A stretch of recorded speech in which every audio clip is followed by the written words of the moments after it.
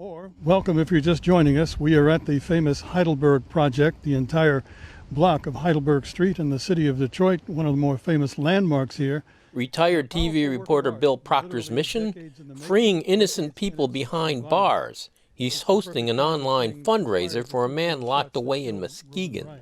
It's the art community in the entire city of Detroit stepping up for a cause today, and that cause is a fellow named Ray Gray. He is a wrongfully convicted man who has been in the Michigan prison system since 1973.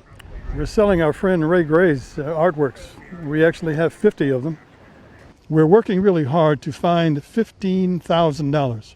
The money to cover legal costs for a new hearing. Supporters of Ray Gray, now 68, say they've got evidence that would clear him of a murder 47 years ago. Obviously, some of Ray's work is still with him in prison, but his wife is lucky enough to have 70, maybe 80 pieces, and we've chosen a few, and we're making them available.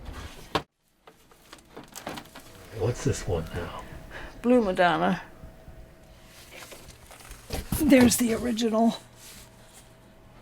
A man looking inside himself. The doors represent decisions. Open one door and you go a certain way, open another, you go another way. And I think he's a really good example of how people can actually teach themselves incredible skills. At the University of Michigan, Nora Kranitsky and Janie Paul are part of the Prison Creative Arts Project, PCAP. Paul was there from the start 25 years ago. For a while, we were having a record number of prisoners in general, but that number has gone down. But have you seen the number of artists go down? No. No. No. It's just exponentially increasing because of the show. Mm-hmm.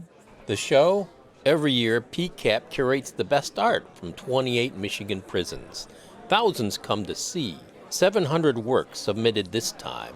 But this time, COVID has stopped the show. In the beginning, there was more work that was what you traditionally call prison art, like tattoo-related images, girly pictures, motorcycles, things like that.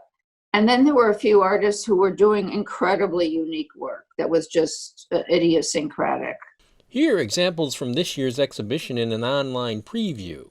Not what some collectors are looking for, so-called murderabilia, ghoulish stuff by the most heinous of criminals. Those are not these, and these, according to the curators in Ann Arbor, are truly fine art. Do these works get sold? Is there a market for it? Absolutely. So that's another really important part of the annual exhibition. At the artist prerogative, all of the artwork is for sale, and the proceeds of every sale go back directly to the artists themselves.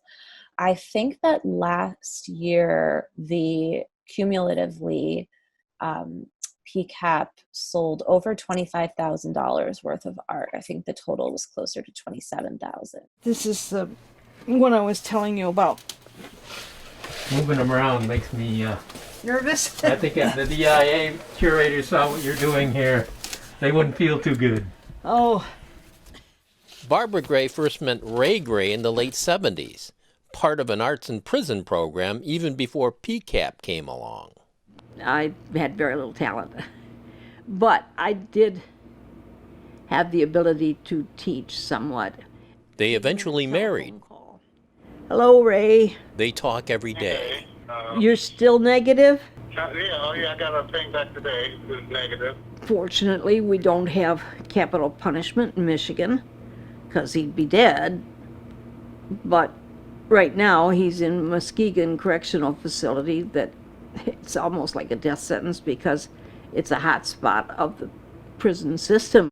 It seems like more people with COVID-19 than without. Gray entered prison at 21, a boxing champ, could have gone pro. When a man he met in passing said to be a drug dealer was shot dead, Gray was ID'd, charged, and convicted.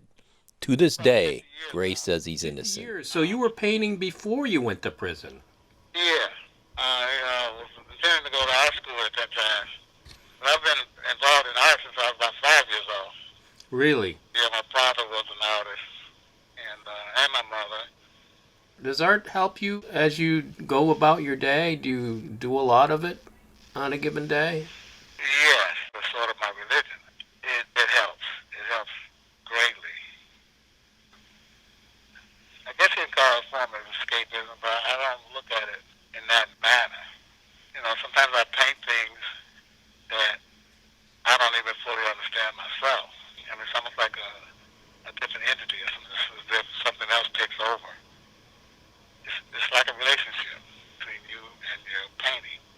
it helps to keep him sane. At one point he said it was like he was behind glass and he was screaming and nobody could hear him. Now it seems like he's getting through, and his paintings kind of speak for him even when he can't. Well, Ray's been in the show for a long time. He is highly respected. He's taught a lot of people. His work is really skillful. And I think what makes it exceptional is his sort of incisive critique, like his social critique. There's a painting of Governor Snyder in a bottle that's about the Flint water crisis. There's this fish with a gas mask on. You know, I mean, he's really kind of brilliant at these metaphors where you don't really have to say anything. You just get it, and you feel his conviction behind it. Many of his pieces aren't just portraits, they tell a story. And I think that's another thing that makes him different. What about the Ray Gray story? Will that change? His supporters want to bring evidence never presented showing he couldn't have done the killing. They say they know who really did, although that man has died. How are things going in terms of you getting out of prison? Well, I talked to my attorney yesterday, and there's some real positive things just beginning to happen. There's some things that are being relooked at.